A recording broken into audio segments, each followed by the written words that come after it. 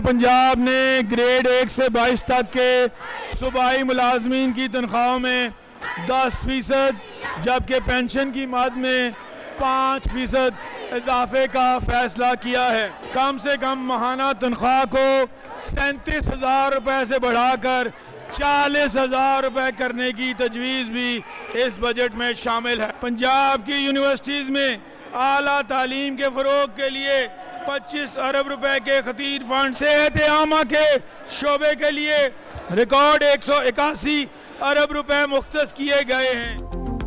पंजाब का बजट आ गया। सूबाई असेंबली में 5,335 अरब रुपए का बजट पेश। सरकारी मुलाजमीन की तनख्वाहों में 10%, पेंशन में 5% इजाफा। तरक्याती बजट के लिए 1240 अरब रुपए मुख्तस। बल्दियाती हुकूमतों को 934 अरब से जायद की मुंतकली होगी। तालीम के बजट में 21% से जायद इजाफा। 812 अरब मुकर्रर। सेहत के बजट के लिए 630 अरब रुपए से जायद की तजवीज़। ज़राअत के लिए 129.8 अरब। टैक्स वसूलियों का हदफ 524 अरब से जायद। काबीना इजलास से खिताब में वज़ीर आला पंजाब मरियम नवाज ने कहा, टैक्स फ्री और बड़ा डेवलपमेंट बजट दे रहे हैं। बड़े तरक्याती फंड्स के बावजूद कोई मालियाती स्कैंडल सामने नहीं आया। पंजाब असेंबली में बजट इजलास के दौरान हंगामा आराई। अपोजिशन अरकान का स्पीकर के डाइस का घेराव। हुकूमत के खिलाफ शदीद नारेबाजी। हुकूमती अरकान का मरियम मरियम के नारों से अपोजिशन को जवाब।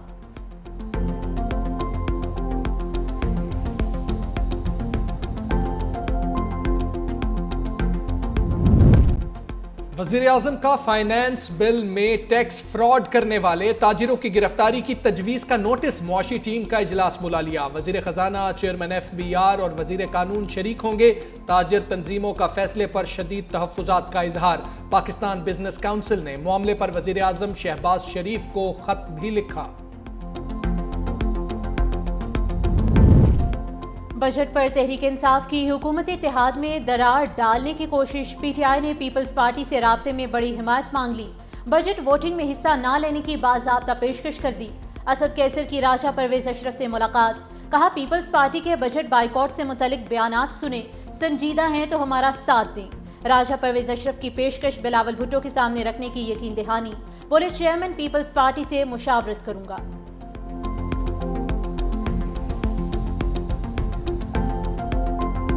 ईरान का इसराइल के खिलाफ बैलिस्टिक मिसाइलों का एक और राउंड 100 के करीब तेज रफ्तार मिसाइल दाग दिए। तल अबीब, मकबूजा बैतुल मक़दस और इलाद समेत कई इलाकों में धमाके। बैतियाम में कई इमारतें खंडर।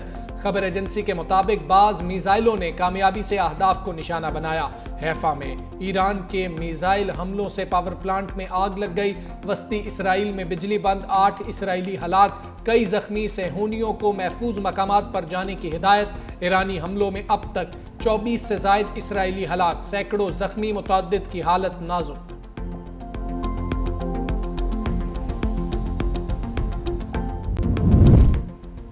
हर शहीद के बदले सैकड़ों ईरानी परचम थामने को तैयार हैं। ईरानी सदर मसूद पज़ेश्कियान का कौम से खिताब। कहा, सेहूनी रियासत के खिलाफ कौम हाथों में हाथ डालकर खड़ी हो जाए।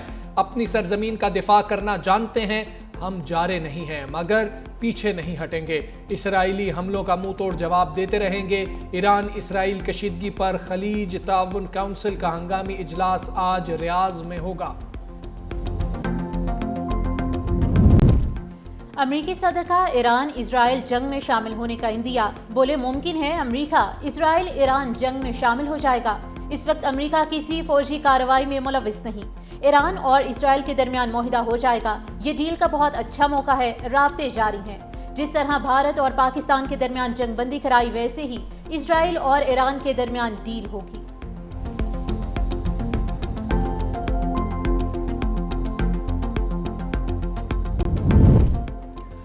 रूसी सदर पुतिन और तुर्क हम मनसब के दरमियान टेलीफोनिक रबता। दोनों रहनुमाओं ने इत्तेफाक किया कि इसराइल का ईरान पर ताकत का इस्तेमाल नाकाबिल कबूल है। तनाज़े के सियासी और सिफारती हल के सिवा कोई रास्ता नहीं।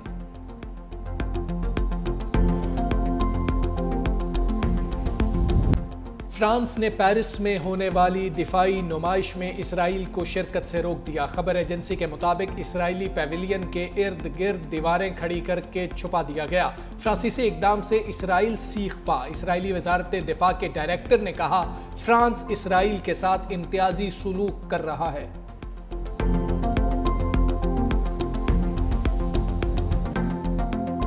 اسرائیل dare not to look at Pakistan.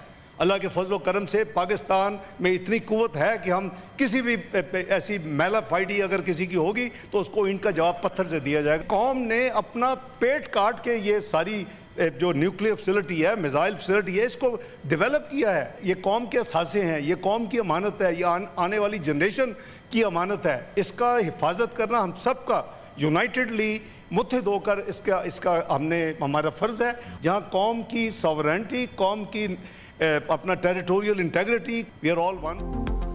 ہمارا نیوکلیئر پروگرام ہماری اپنی حفاظت کے لیے ہے۔ وزیر خارجہ اسحاق ڈار کی وضاحت۔ سینٹ میں اظہار خیال کرتے ہوئے کہا، ایران اسرائیل جنگ پر وزارت خارجہ سے متعلق فیک نیوز گھڑی گئی۔ ایران سے متعلق کوئی بیان نہیں دیا گیا۔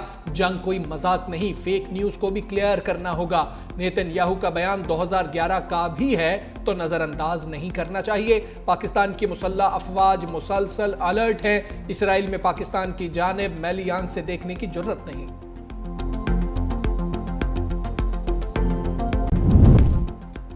وارننگ دے رہا ہوں، زراعت پر توجہ دینا ہوگی۔ سینیٹر فیصل واوڈا کہتے ہیں، ملک میں گندم کے ساتھ کھلواڑ کیا جا رہا ہے۔ پاکستان میں فوڈ سیکیورٹی کا مسئلہ مجھے نظر آ رہا ہے۔ پینشنرز کا بہت اہم مسئلہ ہے، اس کو بھی دیکھنا ضروری ہے۔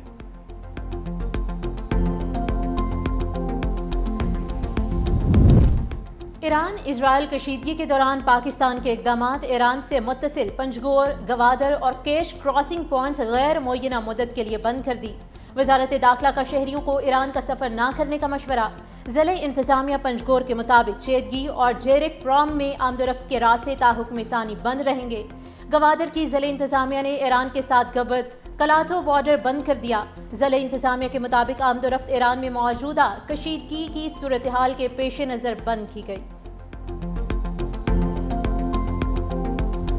یہ 138 اور 140 ٹیکس کی وصولی، اب یہ ٹیکس کی وصولی کم اور بتا گیری زیادہ ہے۔ ایف بی آر کو کیا آپ کوئی جلاد بنانے جا رہے ہیں؟ کسی بھی کاروباری مقام پر ایک شخص کو ایف بی آر جا کے کھڑا کر دے گا کہ دیکھو یہ کاروبار سے کس طرح نفع نقصان ہو رہا ہے۔ حق کے کاروبار بھی مشروط کر دیا گیا ہے انکم ٹیکس کے آفیسروں سے کہ وہ اب آپ کو بتائیں گے کہ آپ کیا خرید سکتے ہیں، کیا بیچ سکتے ہیں۔ بغیر نوٹس کے اکاؤنٹ منجمد کرنا اور کسی کو بھی شک کی بنیاد پہ گرفتار کرنا، یہ سارا اس بجٹ کا حصہ ہے، اس بل کا حصہ ہے۔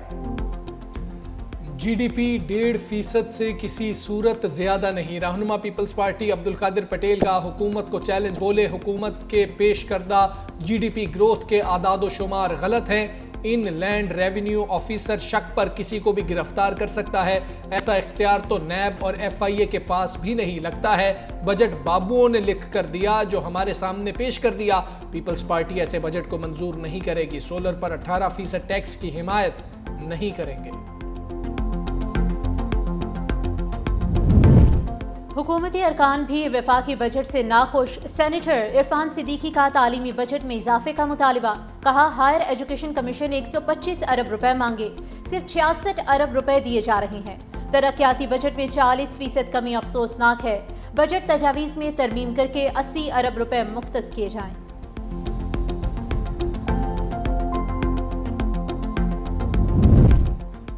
سندھ اسمبلی اجلاس میں ہنگامہ، پیپلز پارٹی اور ایم کیو ایم اراکین میں نوک جھونک۔ سائمہ آغا کی مصطفیٰ کمال کا نام لے کر تنقید۔ ایم کیو ایم کا احتجاج۔ اپوزیشن لیڈر سندھ اسمبلی علی خورشیدی بولے، بزنس ایڈوائزری کمیٹی اجلاس میں طے ہوا تھا، قیادت پر تنقید نہیں ہوگی۔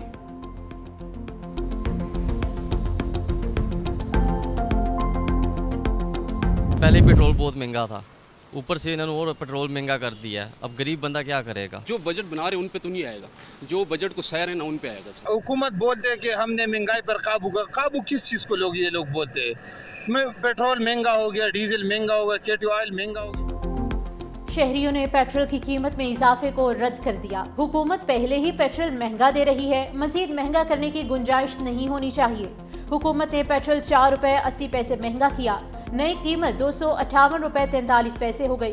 डीजल की फी लीटर कीमत में 7 रुपए 95 पैसे इजाफा, कीमत 262 रुपए 59 पैसे फी लीटर मुकर्रर।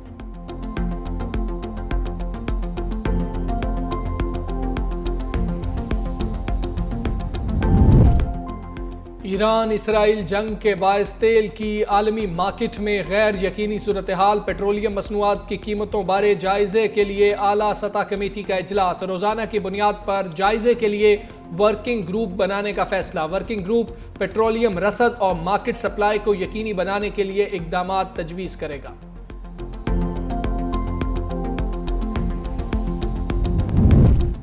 सीनियरिटी तकर्री के दिन से शुमार होगी। जज हाईकोर्ट में तबादले पर आ गया तो उसकी पहली सीनियरिटी का क्या होगा? जस्टिस मोहम्मद अली मजहर के जजेस ट्रांसफर केस में रिमार्क्स। बैरिस्टर सलाहुद्दीन ने कहा कि सियासी हुकूमत की एडवाइस पर सदर को ज़हन अप्लाई करना होगा। जस्टिस मोहम्मद अली मजहर ने रिमार्क्स दिए कि जज के तबादले के अमल में रजामंदी ना हो तो सारा अमल वहीं खत्म हो जाएगा। जिस हाईकोर्ट में जाना है वहां का चीफ जस्टिस से इनकार कर दे तब भी तबादला नहीं होगा। सदर के इख्तियारात इस्तेमाल होने से पहले जितना प्रोसेस होगा उस पर किसी ने कुछ नहीं कहा। जुडिशल कमीशन किसी को जज नामजद कर दे तो क्या सदर तकर्री से इनकार कर सकता है?